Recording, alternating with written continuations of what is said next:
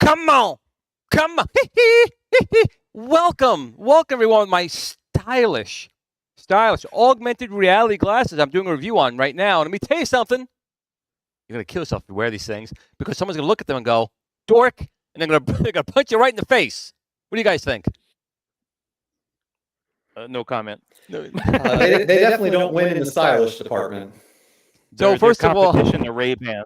Well, you know what? Louis Vuitton made glasses too, or something. I must say that I am seeing things here you guys do not see. So I am in a virtual reality, augmented reality situation. You guys just can't see it. I know what it is, Glenn. You remember in the back of comic books, you can get the X-ray glasses. You finally got a pair.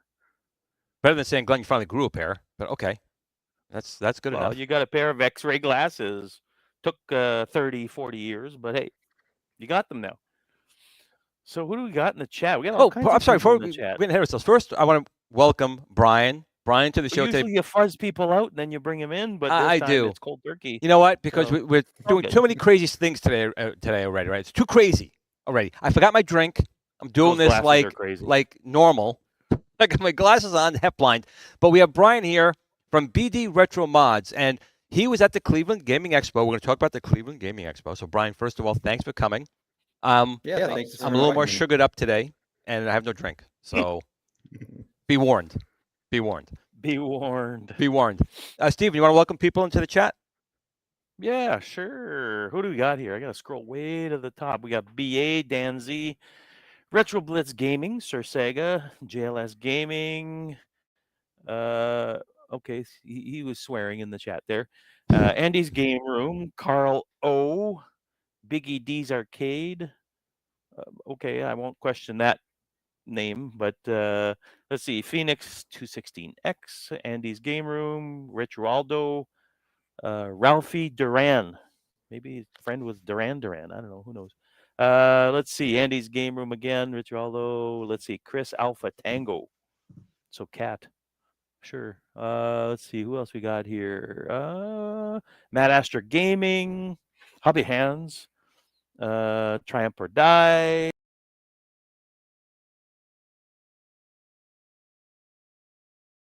we got here? And Electric Adventures all the way from down under, from Tasmania. Welcome. Apkis. I still want to think Ipkiss, but we'll talk about that later. And Takashi Shino. So that's who we've got in here. All kinds of people. We got like 36 people that showed up today. Welcome, awesome. Everyone. TGIF. Welcome. So they said there was some problem with the audio. So Brian, you want to say something?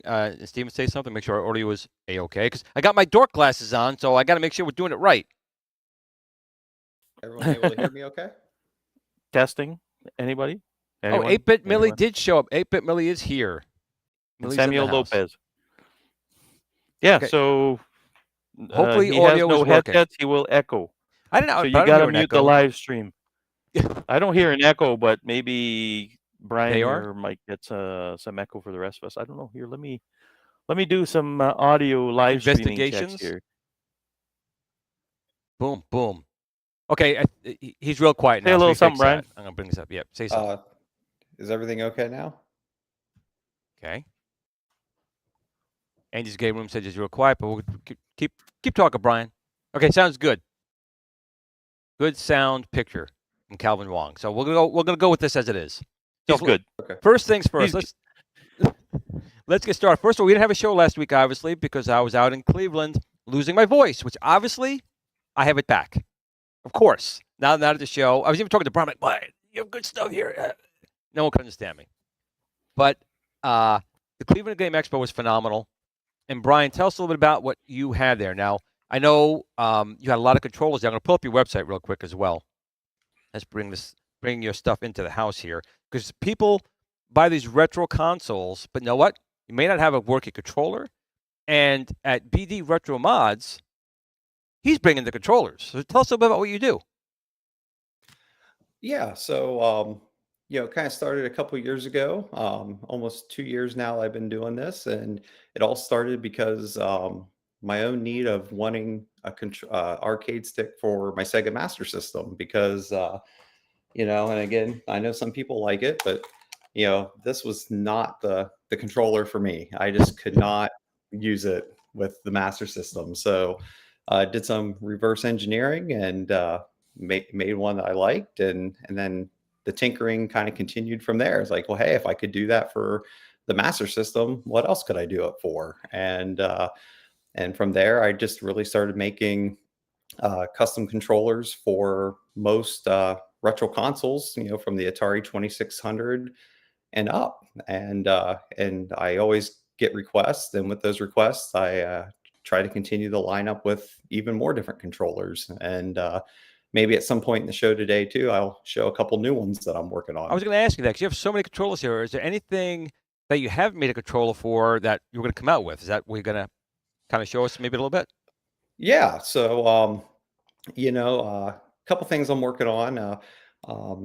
I'm working on an Xbox One that'll work for all the Xbox consoles. That one's still pretty early because I've been busy with a lot of orders. So my kind of R&D time has been a little, taken back with that. But the other one, I guess I'll kind of show is kind of some premieres here today is, where my arcade style Vectrex controller has been a huge hit. I have a hard time just keeping that one in stock.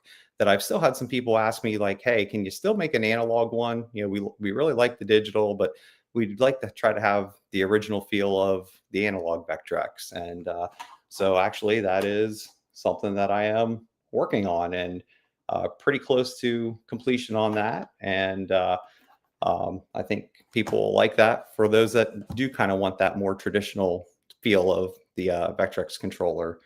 The other one that I'm working on, no one's seen this one yet, is kind of a different revision of an Atari paddle controller. So nice. So again, has a nice metal, heavier knob. It's about 3 ounces. Got your arcade style button.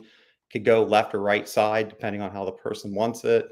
And still tinkering with the idea of, like, for second player, you have a port on the back of it to plug in for player 2, that wants a second one with it.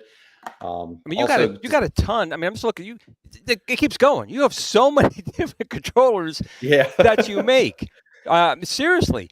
Real quick, P-Dubs made a comment. P-Dubs, these are actually something I'm trying out. These are augmented reality glasses. Just so you know, they're the Wears Waldo edition. I think Steven called it. But actually, I'm seeing augmented reality. I'm recording things here, so didn't mean to interrupt you, Brian. But you know what's really funny? You know what's really funny? As you were talking, Brian, Glenn was looking at the thing and going like this, and I'm thinking, what is he trying to mind control Brian here or something? Like it looked like he was like, oh, must control the conversation. It looked weird. That's all. Apparently, I gotta get a tinfoil hat on or something. Yeah, you better put one on because Glenn's on it. And I'm gonna tell you, the TI 994A had. I mean, people think the Jaguar or the 5200 on television had the worst controller. No, the original TI had the absolute most horrid controller. It didn't do anything. I don't even know how you can move the stick on it because again, a kind of funny story with that is, I had a lot of people ask me about TI 99 if I could make stuff for it, and here just shows my naiveness with it. It was just like, when did they make a gaming calculator? Because I was used to like TI 82, TI 83s in school using, and obviously, I looked silly there, and it was actual. You look silly? You sure about that? Yeah. You look silly right now, but so I was able to find one, and you're absolutely right. That stick is horrible. I mean, it doesn't even move. And what gets me worse is they made two different versions. I have the original one, which was it was like a half a barrel with a button on the side and a little joystick on the top. It didn't do nothing. It was horrible. Then they came out with the slim like stick, and it was just as bad. How does TI make two revisions of the worst? And again, most people don't even know about it because people didn't have the controller. They didn't know about it. Let me tell you, the TI made the worst. Period. Well, back then, it's like if you, like I visited an Xbox controller testing center, okay? The amount of time that they spend with a robot pressing the button 1,000 times. Back in 1980, it was some engineer going, this looks like a joystick. Okay, put it together, let's go, and that's the end of it. And I bet they were wearing these kind of glasses at the time. Probably they were, yes. That's why they're all messed up, these stupid things. So it's like, it's, I don't know. They should have just not included the joystick and just used off-the-shelf Commodore 64, Atari 2600 sticks and be done with it. Well, that was the thing. It did use an Atari 9-pin, but it was only one port, and you had to use a bunch of resistors for the different joysticks. Now, Brian, I got to ask, and people in the chat, if you have any questions about the controllers, please put it down in the chat, and we will bring them up. But what was, I guess, I'm going to ask, what was the most satisfying one you made, and what was the most pain in the butt one you had to make?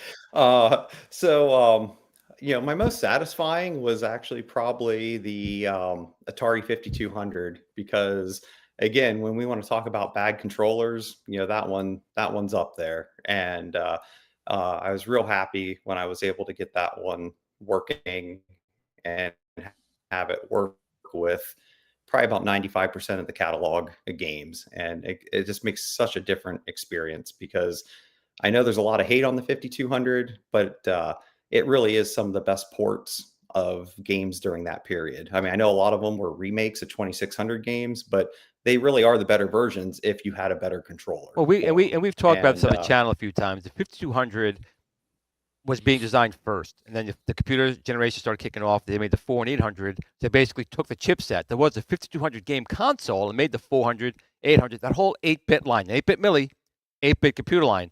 And then they came out with the 5200, but for some reason they went with that. Again, they were trying to forward think in television. They tried to upstage them with the controller, but they did a horrible job, admittedly. But the console and the games were good, and the sound was good. Again, the technology went well into the 90s with the XE game system, the Atari XE series. Still made it. But we thank you. Now, your controller here, which I'm showing on the screen, is digital. I mean, there's only a couple of games. Only a couple of games. You really need an analog joystick. You can use a trackball for that. And then, do you make a trackball or just the joystick one? Just the joystick. I have not looked into. You need a Coleco trackball is what you need. It's funny you said that, because I actually had someone email me last night asking if there was the ability to do something like that. So you put the Glen one that glows and everything, and then he actually had he did one of those, but it's for I'm not sure what another console, not the ColecoVision. But you got to that be one's just for because right now the current ColecoVision trackball uses the power at the back of the Coleco that has this funky plug to power the thing.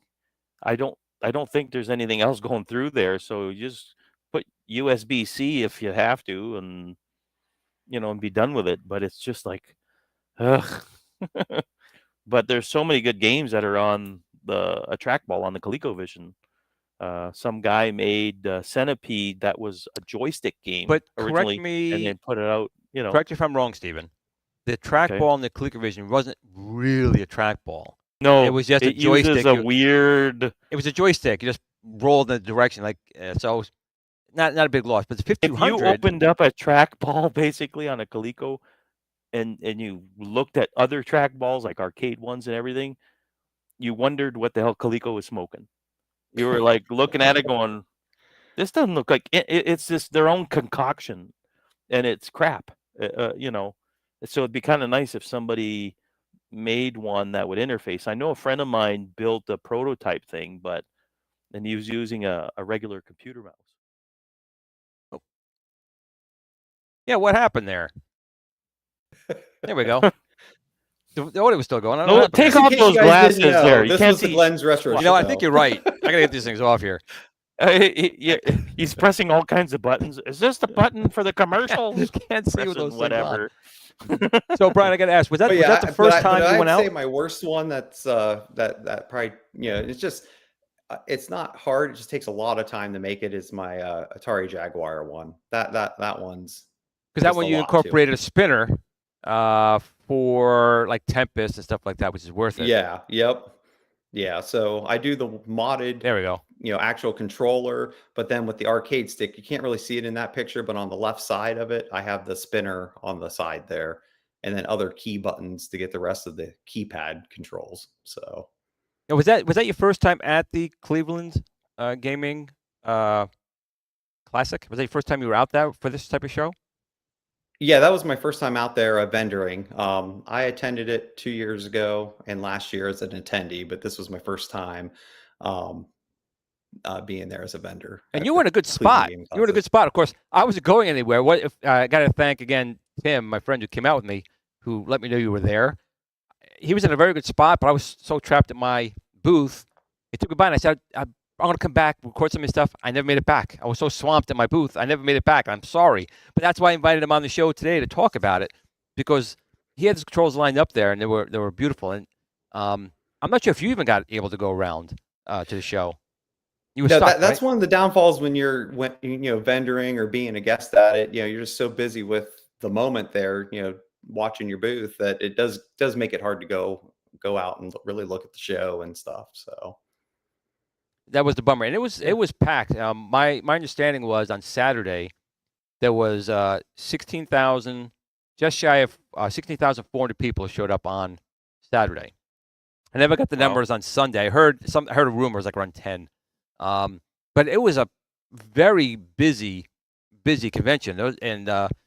There was a lot of special guests there. There were a lot of arcade machines. I didn't get to play. The Super Game Room dudes did, especially Michael B. was at his booth. He was playing. He's having fun. I'm at the booth, but that's okay. It was still. I met so many great people out there. Brian being one. Tim. I finally met Tim. I finally met the Super Game Room dudes. I met B Kong. I met Michael B. P Dubs. K19 Fox. I already met. Did you meet anybody from the chat room, Glenn? A bunch of guys came out. Yes, a bunch of guys came out. They did, and it was funny. It was one guy's name. I was going to say which ones. Well, there's another guy named Glenn. There's a double N Glenn, and I'm from New York, obviously, and I go to the Long Island Game Expo and one in Hartford, and I met Glenn and his wife at the Hartford Game Show. So he was up there. So it was Saturday. I want to say, I don't know, maybe around 11 o'clock. I'm looking down the hallway, and I see this guy walking down the hallway like this, but like looking out his corner of his eye with his wife, and it was Glenn. And I'm like, Glenn? He's like, you remembered me? I'm like, yeah, but you're from here? He goes, no, I'm from up your way, New York, but I drove all the way out just to see you again. I'm like, what? So Wow, that was really special. That's dedication. That was dedication and special. And what got me more so, the other YouTubers. In fact, I got this here from Bradley Burke. He gave me this book, and these guys are like, "Yeah, we watch your stuff all the time." I'm like, "You guys watch my stuff?" He's like, "Yeah, we got your Star Wars this, we got your Yoke." I'm like, "Get out of town." So that was kind of cool meeting those people there, and I hope to go back, and I hope to see Brian back as well. Now, I contemplated going, but Air it was Canada really fun. would have cost me $1,800 to go there. So for next year, I'll maybe launch a mini GoFundMe or something, and then maybe next time. But it was fun. Now, Brian, awesome. what other shows do you go to aside from the Cleveland Game Classic? What are the ones do you generally go to? So generally, I've been going to a number of the Ohio cons. So, Korgs in May. Yeah, Gary's been inviting me out there. I couldn't make last year. I'll try to do this year.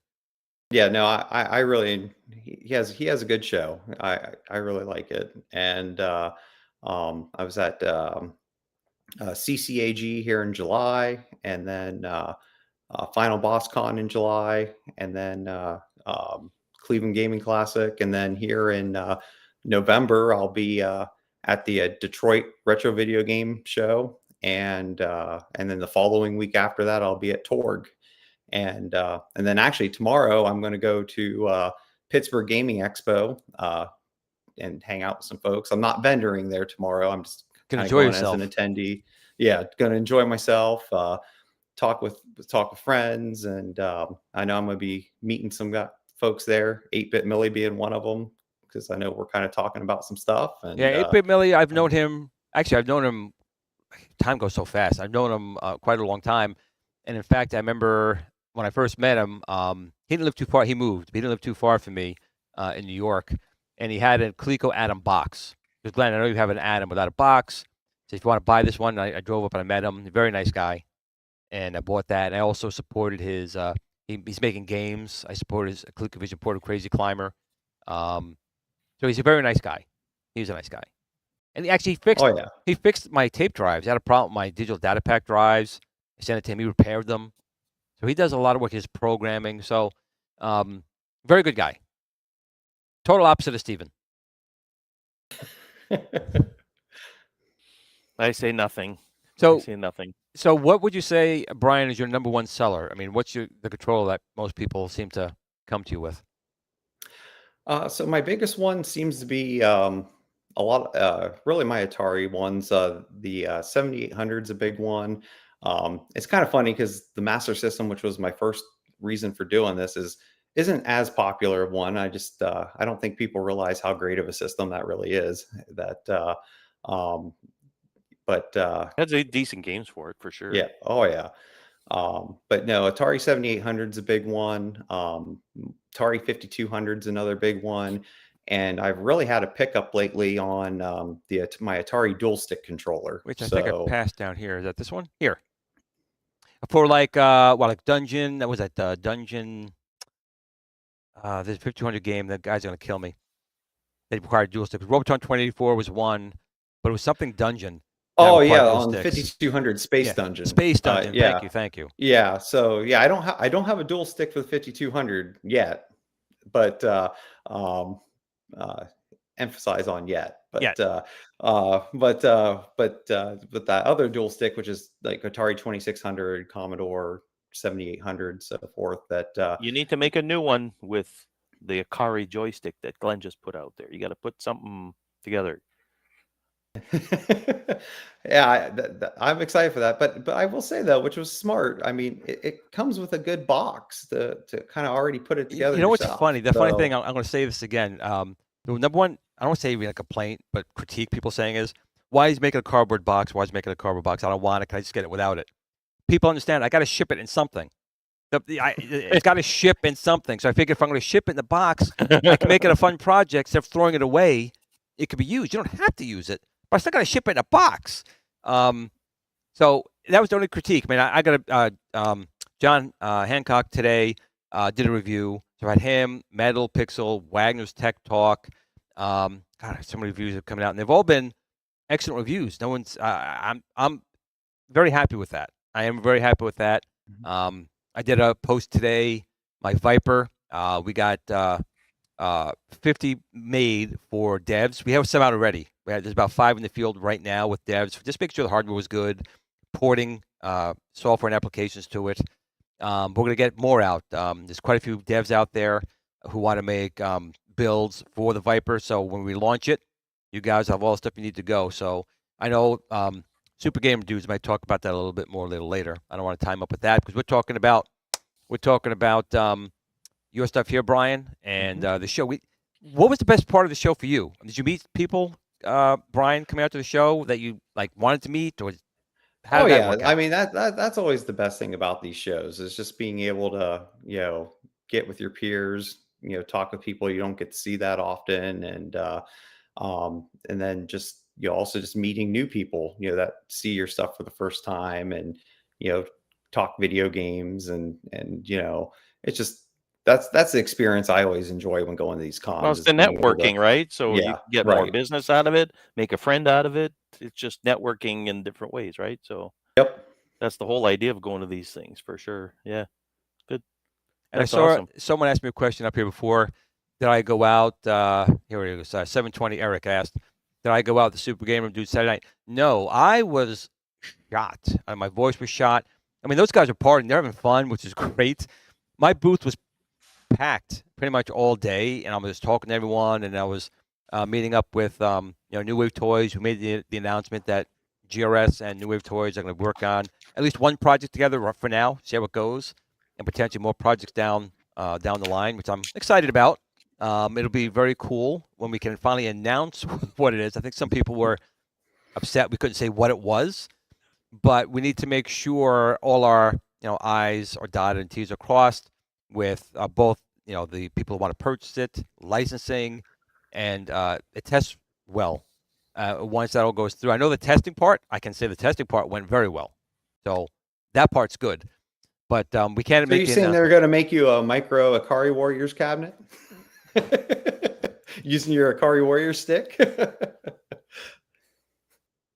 other than that, I'd say maybe. I don't know. You're muted there for a second.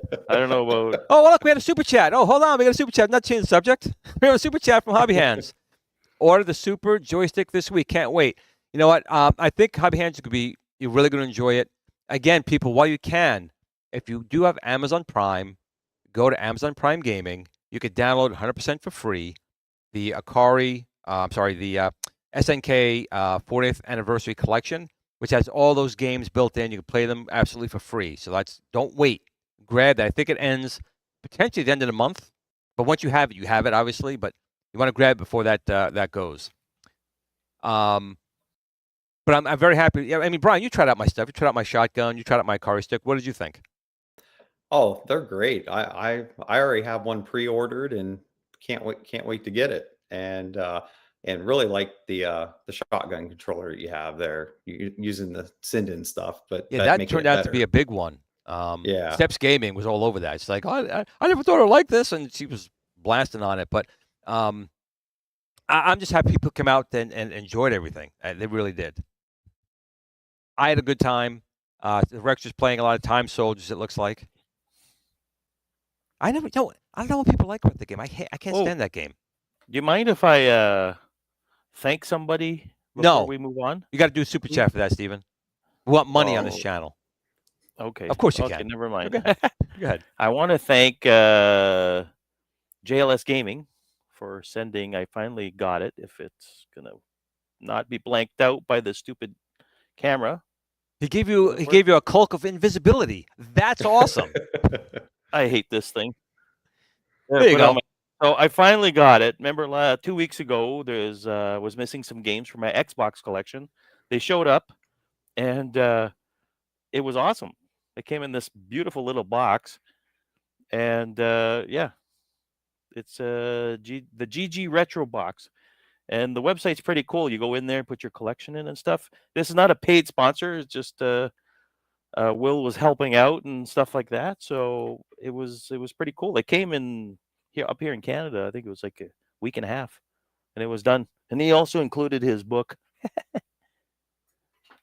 The Book of Invisibility? Yeah. Stupid AI. Anyways, that book, it's basically AI. He did not mean that. He is not a representative of Glenn's Retro Show at all. They can come AI over is here. I'll have my wonderful. shotgun ready. So they want to come in with the Terminators. Come right ahead. Anyways, thank you, Will, for that. Appreciate it. On with our regularly scheduled program. So, Brian, next thing I always like asking people is, when you were growing up, right? Obviously, you're into gaming now, obviously, because all the things you do right here. What was your, I guess, first console? Was it a gift? Was it something your parents had? What was your first experience with gaming? So my first experience with gaming was the Intellivision 2 with Burger Time, and that was really the only game I had for a very long time. And then eventually got a couple other ones with it. My aunt had an Atari 2600, which then got into that after the Intellivision, and then like my first actual console that was mine was a NES action set. I think what most people get in the late 80s there. So, yep. Oh, that's cool. So Intellivision was the first thing you put your hands on a home console. Yep. Basically. So what was the first arcade machine you laid your hands on? Oh, the first arcade machine. Or the one that left you was like, holy crap, this is awesome. Because probably the first one you touched probably was crap. So, the one you remember and you guys like, oh my God, it's changed my life kind of thing. Yeah. No, the one that the arcade game I remember playing a lot as a kid and probably put more money in it than I care to realize was Teenage Mutant Ninja Turtles, the arcade game. It was a valid, good game. That was just such a good game. And obviously all the classics. You can come over to my place and play it for free because I got an original one. So. Oh, nice. You can come over and play it, but you have to drive up north. So it's a little bit of a drive, 3 days to get not too bad. Not too bad for him. Yeah. Well, that's cool. We did get another super chat, this time from Jason. Jason, you want to read this one, Stephen? Sure. The updated peek at the IR arcade deck looks great. I can't wait for that to end the Viper board. We'll be using in my new downstairs office and get the new floors laid down. GRS forever. Cool. Jason, really appreciate the super chat, and you guys are going to love it. The deck itself, we've put a lot of time into that, and it's in production right now. Jason was kind of instrumental in a couple of the aesthetic changes we made in there. So, Jason, thank you for giving us some feedback. And like I said, the Viper right now is in the hands of people, making sure we have a lot of good builds. And I still have more Vipers to send out to more devs. We want that Viper board to be like a retro gaming board. We have a lot of plans for it in the future. We still have a lot of things we're going to have done with it. But I expect that to be out in time for the holidays. So the arcade control deck could be November. Fingers crossed, would be good for like December perhaps to get Vipers out to all of you guys out there. And thanks again for the super chat. Cool. Raspberry Pi is out, or the 5 pre-ordering, or whatever. So direct maybe not direct competition. Well, to it kind the of Viper, is. But the Viper, it's in the same category of single board computers. It is. The Viper, when we did it, was the best of Pi 4, and our Viper will best the Pi 4. Well, not best the Pi 5. It won't. But with that being said, one of the key points about the Viper is that the processor and RAM are on a daughter board and are upgradable. So, that's cool. But the thing is, we're trying to keep the price as low as possible. We're shooting for under $40 for an RK3566 and everything that's on it. As a processor, price comes down, we'll best the Pi 5. But when the Pi 5 first comes out, there's going to be people stuff that port stuff to it and everything like that. But if you're looking for that kind of performance, get a Pi 5. But remember, it requires like 25 watts of power. So it's going to need up a lot of power, and it generates a lot of heat. Where the Viper, you don't need an active heat sink. You could put one on, but you don't need it. And it'll run on much less power. So if you're looking for something more portable, the Viper's still going to be it. Now, the question is the Viper Pi compatible? The Viper will have a version of RetroPie eventually. We're starting off with Batocera, and that's the first one going on there. But we have guys working on other ports. The pins, the GPIO pins, are technically compatible with the Pi, but it's not a Raspberry Pi compatibility. You can't load an image from a Pi onto the Viper. The Viper will run initially Batocera, and it runs on RK3566. There is another program called R-Cade, which is another emulation platform. That dev is porting his system as well. So we're just trying to work with as many people out there who want to work or get emulation running on there and optimize it. So that's kind of key. Cool. That was enough of my plugging. I can't plug myself too much. So another thing I wanted to talk about, and I'm just going to make it quick because I'm not going to gloat. I don't want to gloat. I can gloat in two things. One, Ahsoka I think is doing pretty good. So I meant to wear my. Yeah, you're not kidding. My cat. I got a T-shirt from the show. Fire Kathleen Kennedy. I think she's done anyway. But I think Ahsoka is doing really well. But the other thing I wanted to talk about was karma. Karma absolutely comes back to people eventually. May not happen today or tomorrow, but it does come around. And it's been officially confirmed that John D and Scott Baccarat are no longer a part of Arcade 1-Up. And to me, that's just karma coming around. Don't you have a little button on your stream deck that goes, "Yay"? You know what? That's a word. I don't think it's working right now. I think you should have a button. I just screwed up the thing before. But Michael B. the Game Genie and Travis were talking on the show last night a little bit about it, and about Travis knows most of what kind of happened, and he was apologetic. He didn't do anything, but again, karma comes around. Arcade 1-Up right now is not in the best of shape. I think it's quite obvious that right now people are not buying their cabinets. They have a lot of unsold cabinets. What they're releasing right now, people are not very excited about. And the biggest, I won't say mouth of the organization, John D, put his foot in his mouth one too many times, stepped on too many toes too many times, and he's gone. And some people say no one should be happy when someone loses a job, and I agree with that, unless they're a tool, in which case then it's okay. And then Scott Baccarat, I don't know what he did there. He probably just got what he sold the company for a lot of money, and he's on his own way. That's all I'm going to say about that. I made my piece. He's probably going to go to some other company, do the same thing. Well, Scott Baccarat owns companies, so he's fine. But again, I just wanted to say that. I said my piece. They did some pretty horrible things. Karma caught up with them. That's it. And that's all I have to say. As Forrest Gump would say, that's all I have to say about that. And we'll move on. That's it. Poor Brian's like, what did I get myself involved in here, man? I thought it was to have a good show here. What the hell's going on? It went dark awfully quick. It did. I just wanted to make sure. I touched all the bases on things. I had to talk about that. Let's ask Brian what kind of cereal he used to eat Saturday mornings instead of what cereal I used to eat. Captain Crunch. No, because we asked that normally to our guests. That basically we asked them that Saturday mornings with the cartoons we asked them the cereal because everybody had a go-to cereal. Mom, go get this at the grocery store. Don't buy that crap. Buy this stuff instead. And what was your go-to that you remember sitting in front of the TV and, eating it up? Yeah, Captain Crunch. I mean, that was the that was the stuff. I mean, Captain, cut your mouth up. Oh, right. But you had a sugar rush with it too. You did. But my mouth is bleeding, but hey, I'm sugar high right now. But back then they knew how to really make kids want the cereal because they put little action figures in it and things like that. They don't do that anymore, right? They don't. Because people go, oh yeah, I'm going to eat this too, and they choke and then ruin it for everybody else. It's basically what happens. That's why you guys in the States don't get the Kinder eggs anymore, the little round chocolate eggs with the toy inside. Some kid ate it and choked and died. And I'm like, well, then the Americans are coming to Canada and smuggling them into the States. And I was going to say, I think we can get them on Amazon still. I don't know, but apparently it's a big deal of being illegal and stuff. I pity the fool who don't eat my cereal, Mr. T cereal. Applejack's I mean, but yeah, Captain Crunch had good marketing back then. I mean, with all the characters, the action figures, you had the Soggies and we also had Fruit Loops. Fruit Loops had good commercials. Tricks the Rabbit. That poor rabbit, man, he just wants his tricks, man. Give him his fix. Couldn't get his stuff. The tricks don't mean the same thing anymore, right? So no, now it's turning tricks. That's a little bit different. That's right. It's just a little difference. Dark alleyway kind of stuff, So remote's in your hand. What do you watch on the television? What's your genre? What do you like to watch? What's the cartoon that you're like, okay, I got to get up at whatever to make sure I don't miss this because we don't have streaming back then. Oh, yeah, I think Captain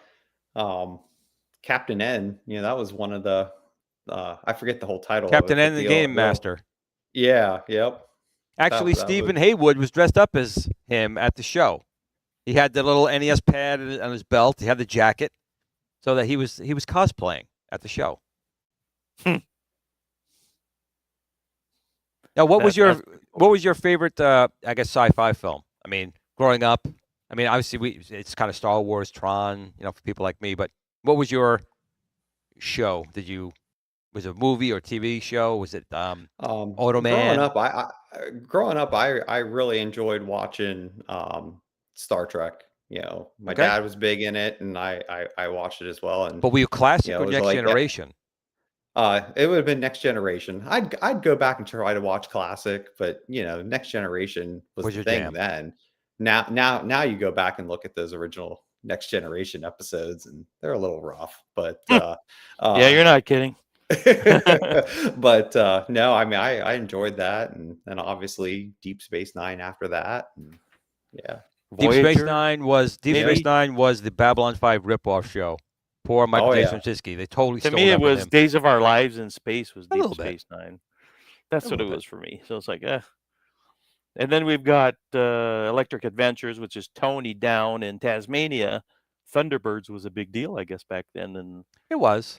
I didn't have it much here in Canada, Thunderbirds. They just had other Thunderbirds go.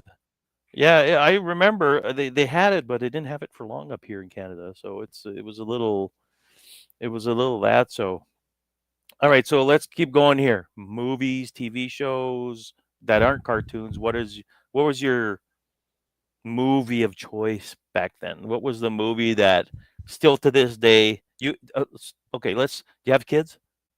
Yes, yep, I have an 11-year-old son. Yep. Okay, the one that you must brainwash them to watch, which is it? You're going to watch this because I liked it, you know. You know, I actually haven't had him watch it yet, but I really like the Tim Burton Batman, the first one. That's dark. I might get scared with that one. Maybe not today's dark, but back then it was dark. So what about anything like Goonies or something like that for kids? And oh yeah, Goonies is great. That'd be a good one. Close Encounters of the Third Kind. You know, that was good. Don't try to explain the mountain of potatoes. Don't try to explain that one. That's a rabbit hole in itself right there. Now, Brian, I can ask you too. You had so much stuff at the show. Did you sell a good amount of stuff that was there? Did you have a pretty good sales? I did really well on Saturday, and you know, and I kind of purposely, because I didn't know what to expect with a 2-day show, so I purposely kind of brought more than I usually bring, because I knew even stuff that I wouldn't sell, I can use for the next shows that I'm going to. So, what is this over here? Cool. Well, people going. I remember The Wraith. The Wraith was a good movie. It was definitely a good. What's his name was in it? 2.5 Men. They kicked him off the show. Oh, what's his name? Charlie Sheen. Charlie Sheen. Martin Sheen. Charlie Sheen, not Martin. Yeah, it was good. It was good. It was a good show. Good show. One of those movies you took a girlfriend to with the movies she hated you for it, but like, you know what? If you're gonna date me, you have to realize you watch these kind of movies. What's going on over here? So we're gonna forget at 9:00. Don't forget we have Super Game Room Dudes. Looks 15 minutes from now. You have an action-packed show apparently, so don't want to miss that. How did you find out about the Cleveland Gaming Expo? Did you know about it beforehand, or did they reach out to you? How did that work? No, I knew it beforehand. You know, I've talked with some of the showrunners prior to it. You know, Tom Jenkins and his team of folks, and you know, again, after attending it last year, it was one of those like, yeah, I definitely want to set up. So I, you know, got a hold of them, worked out with them, and set up. And then if you saw their Facebook post the other day, worked out doing some controllers for them. So I did some custom Super Nintendo arcade sticks and some custom Nintendo controllers that they were looking to have. Nice. What is this over here? I got a couple of these questions over here. Dun dun dun. I saw a question here. Yeah, I was gonna say I can't really see the chat, so yeah, I'm scrolling up really quick here. Some things go by so fast. Actually, they're still talking about cereal. They're talking about the cereal, some TV shows. Hobby Hand said Sequest. C-3PO cereal, Donkey Kong Jr. Was there a Donkey Kong Jr.? I remember Donkey Kong cereal. Ghostbusters cereal. Yeah, I don't remember. I don't remember those. I mean, I knew there was Mario and Zelda, like a combo. That was cereal, Donkey Kong cereal, for sure. How come no one ever says Cookie Crisp? I used to love Cookie Crisp, or Count Chocula, or Fruity Pebbles. No one had any of those cereals. I wasn't a fan of those personally, but whatever. Sure. What else we got here?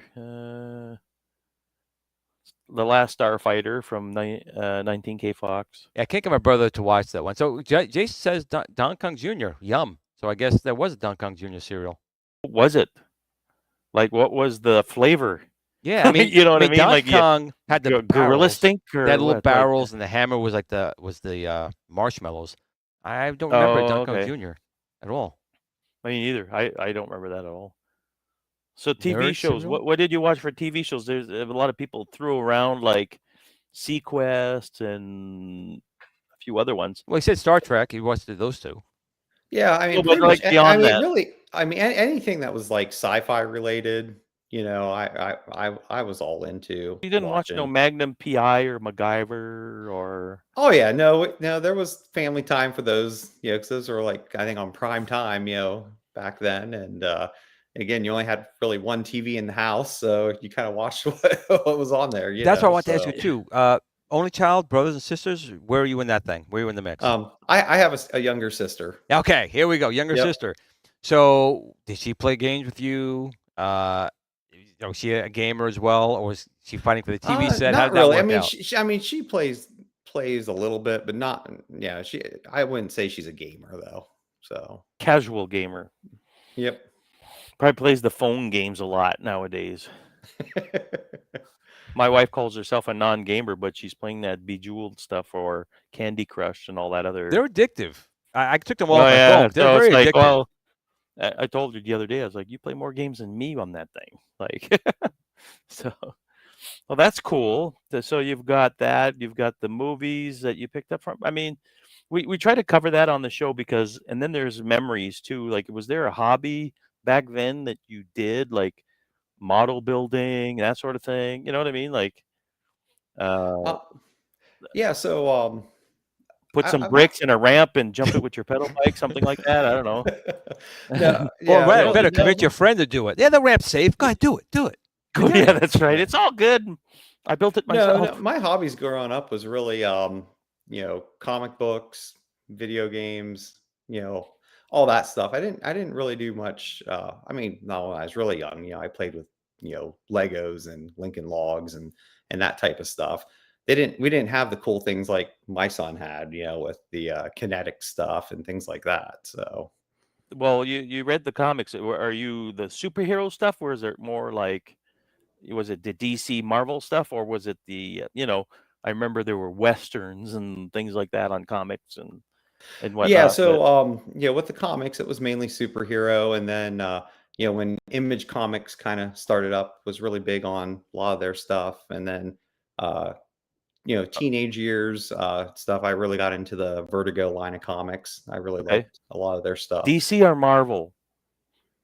Man. Which one was the go-to one? My go-to was DC. So okay, I mean, between Batman and Green Lantern. I would say back in the days, you know, DC I think was was the one to go with back then.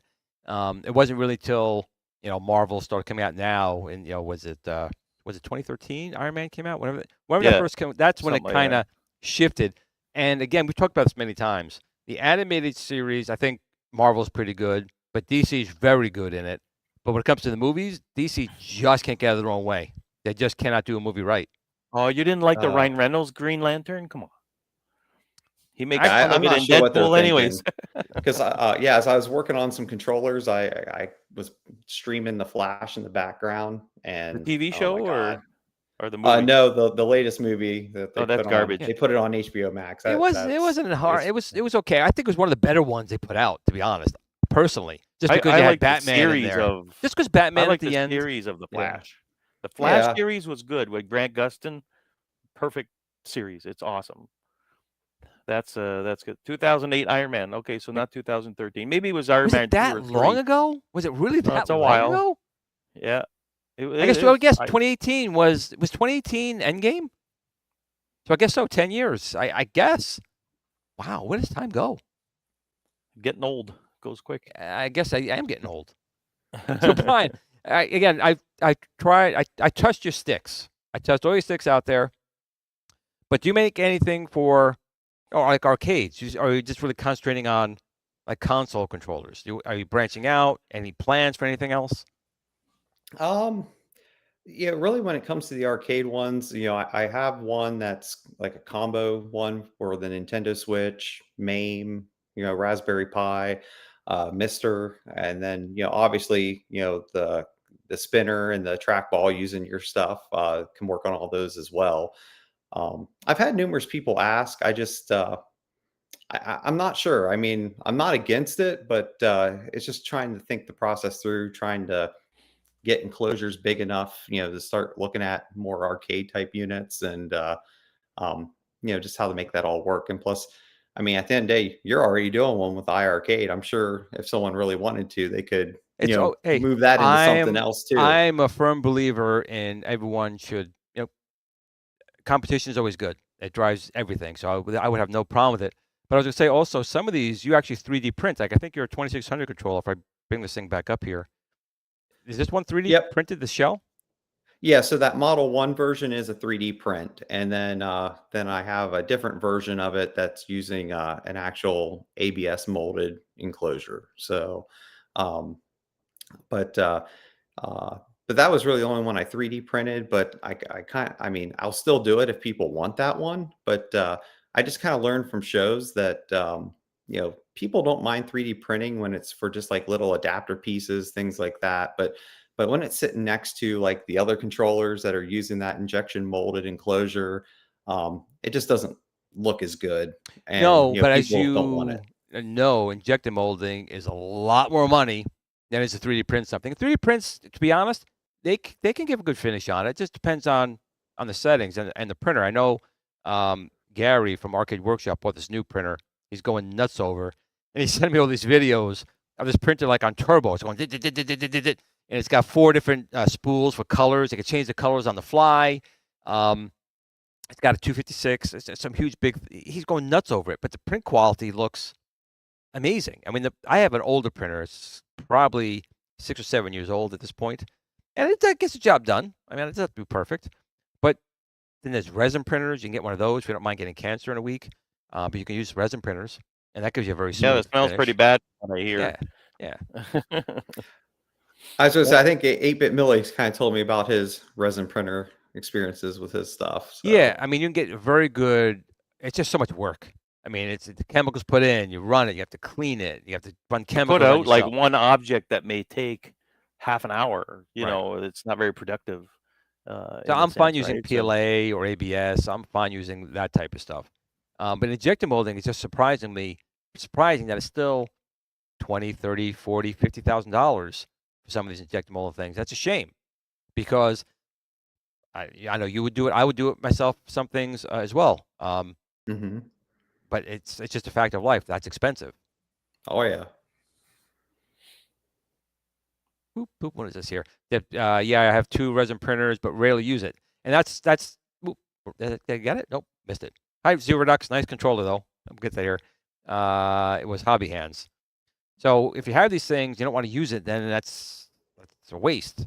But I just think, Millie is saying the same thing. It's messy. Clear resin burns bad, I learned. Oh, that's not good. It burns. Wow. That's not good. Like fire burn? Or you get it on your hands and it corrodes your skin, I guess is maybe what he meant. But either way, bad. Look, Steven, Jason, ColecoVision was my favorite of that generation. And I have to agree. It's a shame that the Vectrex and the ColecoVision came out in like 82 because they really didn't have a chance to hit their stride. They were powerful.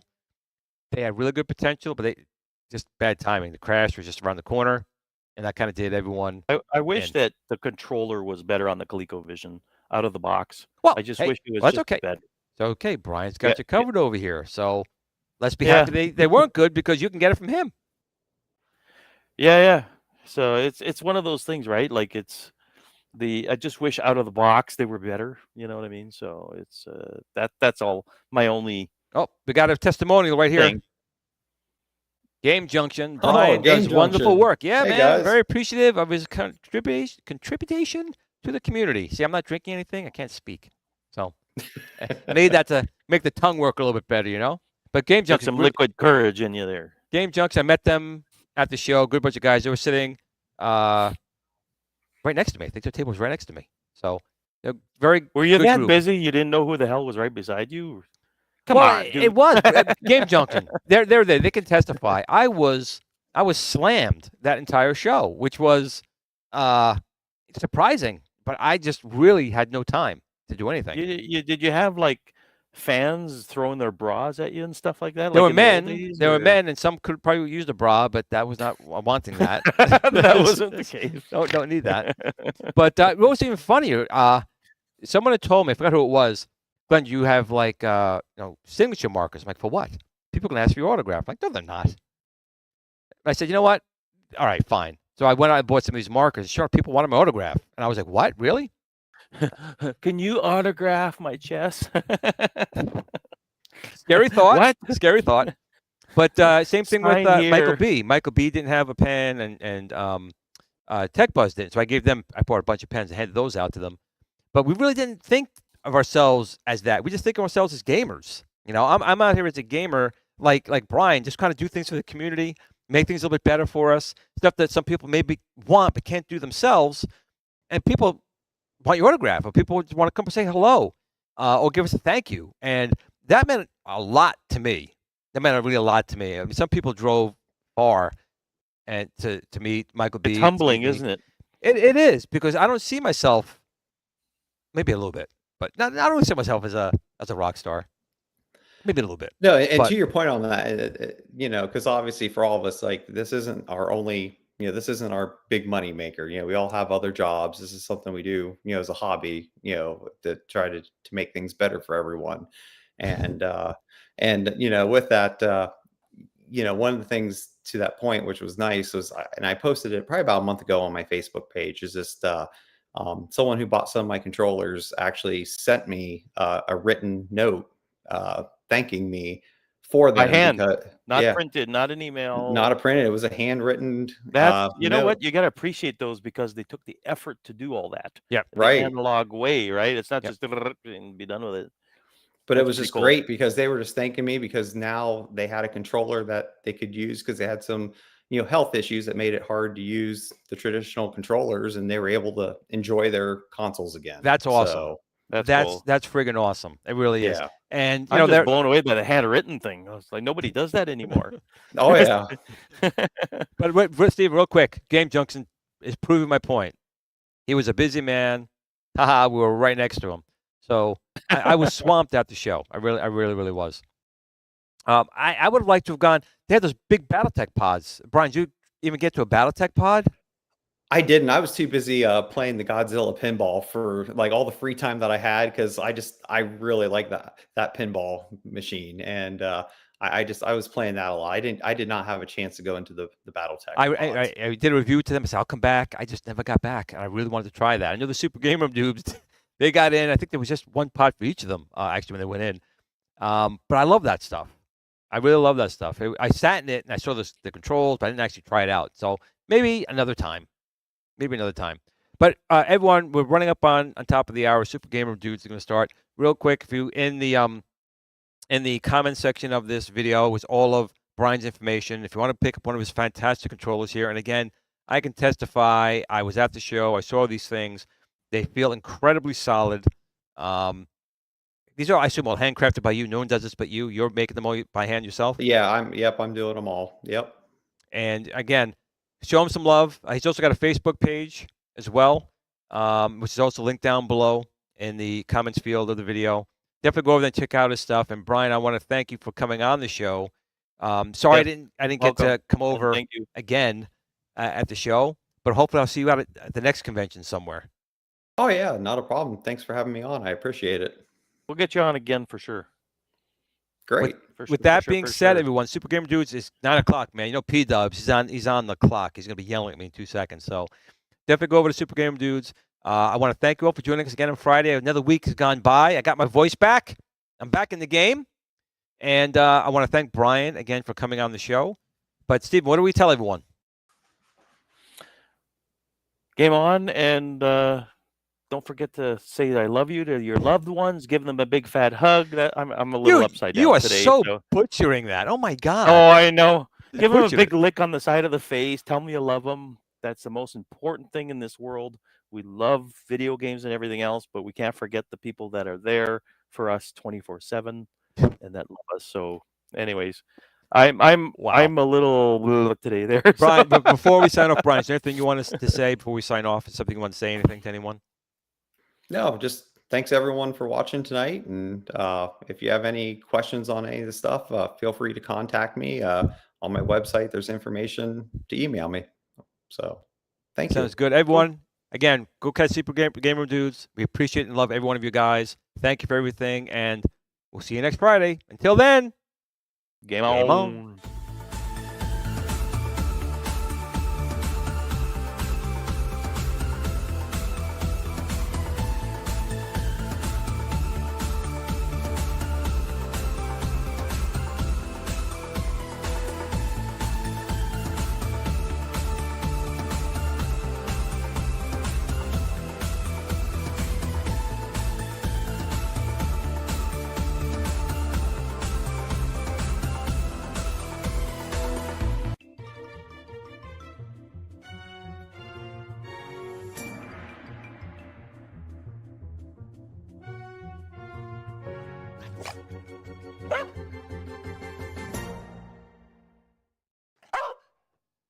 game on.